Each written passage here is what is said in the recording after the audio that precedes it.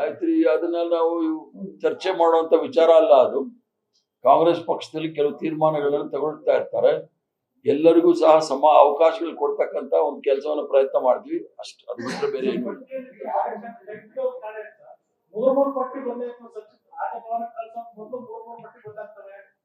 ನಾವು ಸಂಸದ ಸ್ಥಾನಕ್ಕೆ, ಶಾಸಕ ಸ್ಥಾನಕ್ಕೆ, ನಮ್ಮ ಕುಟುಂಬ ಸದಸ್ಯರಿಗೆ ರಾಜೀನಾಮೆ ಕೊಡ್ತೀವಿ, ಬೆದರಿಕೆ ಆಗ್ತಾರೆ, ನೀವು ಅಂತ ಸಚಿವರು ಮಾಡ್ತೀರಾ?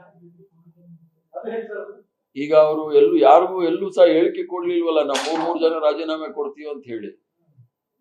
ನಾನೆಲ್ಲೂ ಸಹ ಪತ್ರಿಕೆಗಳಲ್ಲಿ ನೋಡ್ಲಿಲ್ಲ, ನನಗೂ ಸಹ ಹೇಳಿಲ್ಲ ಅವ್ರು ರಾಜೀನಾಮೆ ಕೊಡ್ತೀವಿ ಅಂತ ಹೇಳಿ.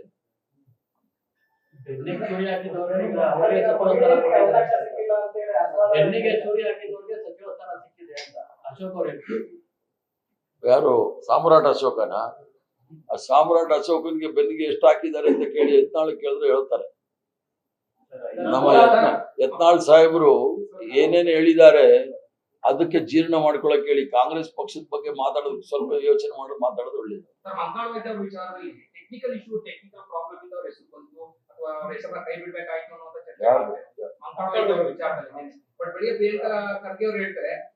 ನಿನ್ನೆ ಸರ್ವಪಕ್ಷಗಳ ಸಭೆ ಇತ್ತು, ಆ ಸಂದರ್ಭದಲ್ಲಿ ಆಧಾರದಲ್ಲಿ ಸೈನ್ ಮಾಡೋಗಿದ್ದಾರೆ ಅನ್ನೋದು, ಅಂದ್ರೆ ಒಂದು ರಾಜ್ಯದ ಸಚಿವ ಸಂಪುಟವನ್ನ ನಿರ್ಧಾರ ಮಾಡೋದು ಯಾಕೆ ಈ ತರ ಗೊಂದಲ? ಸರ್ವ ಪಕ್ಷದ ಸಭೆ ಬೇರೆ, ಮಂತ್ರಿಮಂಡಲದಲ್ಲಿ ಆಗುವ ಸಂದರ್ಭದಲ್ಲಿ ಬೇರೆ.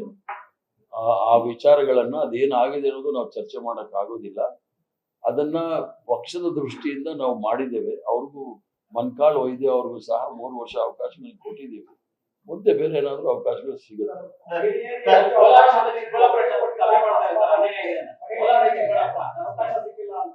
ಏನಾದ್ರಿ ಒಬ್ಬೊಬ್ರಿಗೆ ಕೇಳಿದ ಉತ್ತರ ಕೊಡ್ತೀನಿ. ಈಗ ನಮ್ಮ ಸಭೆಗಳು ಶಾಸಕರು ಮಾಡಕ್ಕೆ ಎಲ್ಲ ಹಕ್ಕು ಇದೆ. ನಾವು ನಾಗ್ಪುರಿಂದ ಏನು ಡೈರೆಕ್ಷನ್ಸ್ ತಗೊಳ್ಳೋದಿಲ್ಲ. ಅವ್ರ ಅನಿಸಿಕೆಗಳನ್ನ ಮೀಟಿಂಗ್ ಮಾಡಿ ನಮ್ಗೆ ಹೇಳ್ತಾರೆ, ಆಮೇಲೆ ನಾವು ಕೇಳ್ತೀವಿ. ಮಹಿಳೆಯರಿಗೆ ಅವಕಾಶ ಕೊಟ್ಟಿಲ್ಲ, ಕೊಡ್ಬೇಕು. ಅದನ್ನ ನಾನು ಚರ್ಚೆ ಮಾಡಿ ಯಾವ ರೀತಿ ಮಾಡಿ ಅದನ್ನ ಸರಿ ಮಾಡ್ಬೋದು ಅನ್ನೋದು ನಾನು ನಮ್ಮ ಶ್ರೇಷ್ಠ ನಾಯಕತ್ವದ ಜೊತೆ ಮಾತಾಡ್ತೇನೆ.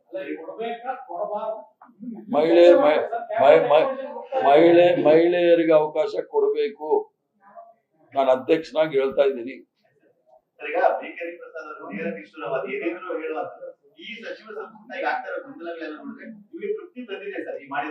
ಈಗ ನನಗೆ ಬಹಳಷ್ಟು ತೃಪ್ತಿ ತಂದಿದೆ. ಏನು ಅಂದ್ರೆ, ಒಬ್ಬ ಪೌರ ಕಾರ್ಮಿಕ ದಂಪತಿ ಮಗನ್ಗೂ ಸಹ ಅವನು ಪೌರ ಕಾರ್ಮಿಕ ಆಗಿದ್ದ, ಜಿಲ್ಲಾ ಪರಿಷತ್ ಮೆಂಬರ್ ಆಗಿ MLA ಆಗಿ ಅವನಿಗೆ ಅವಕಾಶ ಸಿಕ್ಕಿರೋದು ನೋಡಿದಾಗ ನನ್ಗಾಗಿರೋ ಸಂತೋಷ ಯಾರಿಗೂ ಆಗಿರೋದಿಲ್ಲ. ಇನ್ನೂ ಕೆಲವು ಸಮುದಾಯಗಳಿಗೆ ಅವಕಾಶಗಳು ಮಾಡಿರೋದಿದೆಯಲ್ಲ, ST ಇರ್ಬೋದು, SC, ಅವ್ರಿಗೆ ಸಾಕಷ್ಟು ಅವಕಾಶಗಳು ಮಾಡಿಕೊಟ್ಟಿದ್ದೀವಿ. ಬಹಳ ಸಮಾಧಾನ ಇದೆ ನಾನು. ಯಾಕಂದ್ರೆ ಸಾಮಾಜಿಕ ನ್ಯಾಯದಲ್ಲಿ ಕಾಂಗ್ರೆಸ್ ಪಕ್ಷ ನಂಬಿಕೆ ಇಟ್ಕೊಂಡಿರ್ತಕ್ಕಂಥದ್ದು. ಎಲ್ಲ ವರ್ಗದವ್ರಿಗೂ ಸಹ ಅವಕಾಶ ಮಾಡಿಕೊಡ್ಬೇಕು ಅಂತ ಒಂದು ಪ್ರಯತ್ನ ಮಾಡಿದ್ದೀವಿ. ಅದು ಸಂಪೂರ್ಣ ಅಂತ ನಾನು ಹೇಳೋದಿಲ್ಲ, ಎಲ್ಲ ಸರಿ ಹೋಗಿದೆ ಅಂತ ಹೇಳೋದಿಲ್ಲ. ಕೆಲವು ಆಗಿರ್ಬೋದು ಲೋಪದೋಷಗಳು, ಕಾರಣಾಂತರದಿಂದ ಆಗಿರುತ್ತೆ. ಅದು ಮುಂದಿನ ದಿನಗಳಲ್ಲಿ ಸರಿ ಮಾಡ್ಕೊಡ್ತೀವಿ.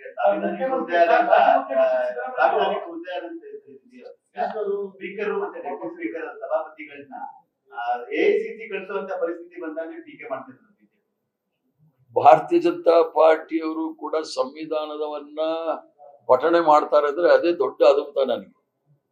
ಯಾವ ಸಂವಿಧಾನವನ್ನು ಒಪ್ಕೊಳ್ದೇ ಇರೋರು ಸಂವಿಧಾನವನ್ನ, ಅದೀಗ ಮಾತಾಡ್ತಕ್ಕಂಥ ಜನ ಬಹಳ ಸ್ಪಷ್ಟವಾಗಿ ಹೇಳ್ತೀನಿ. ಅದಕ್ಕೆ ಸಂವಿಧಾನದ 178 ವಿಧಿಯ ಪ್ರಕಾರ ವಿಧಾನಸಭೆಯ ಸಭಾಧ್ಯಕ್ಷರು ಉಪಸಭಾಧ್ಯಕ್ಷರು ವಿಧಾನಸಭೆಯೇ ಆಯ್ಕೆ ಮಾಡುತ್ತದೆ.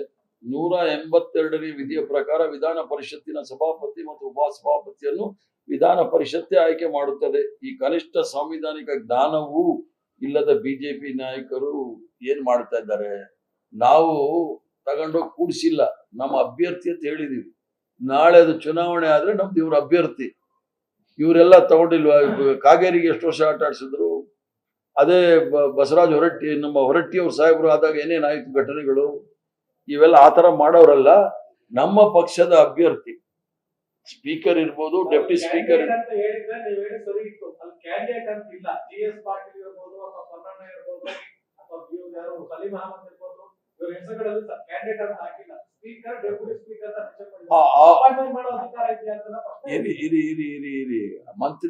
ಮಂತ್ರಿಗಳದ್ದು ನಾವೇ ಅನೌನ್ಸ್ ಮಾಡಿದ್ದಲ್ಲ.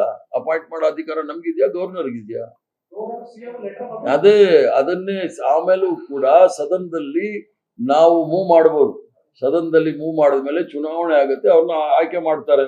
ನೀವು ಆ ತರ ನೋಡಕ್ ಹೋದಾಗ ಈಗ 26 ತಗೊಳ್ಳಿ, 2026 ಬಿಜೆಪಿ ಮುಖ್ಯಮಂತ್ರಿ ಸುವೇಂದು ಅಧಿಕಾರಿ